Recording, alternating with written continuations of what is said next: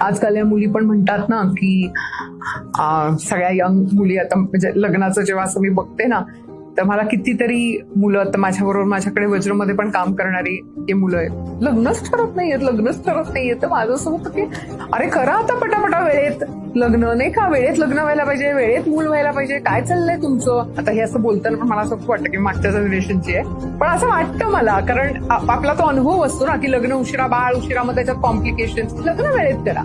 तर लग्न करण्यासाठी मुलींच्या अपेक्षा या आहेत की त्याचा ऑलरेडी 2 BHK 3 BHK असा फ्लॅट असला पाहिजे, ते पण पुणे मुंबई सारख्या ठिकाणी. माझं म्हणणं, वयाच्या 25व्या वर्षी त्या मुलाचा स्वतःचा 2 BHK 3 BHK फ्लॅट हा कसा होऊ शकेल, कारण त्याच्या करिअरची ती सुरुवात आहे ना. म्हणजे काय, तर त्या मुलाचं लग्न ठरण्यासाठी म्हणून त्या मुलाच्या आई वडिलांनी या मुलाच्या नावावरती फ्लॅट बुक करायचा आणि मग कुठली तरी मुलगी हो मला हे समीकरणच कळत नाही.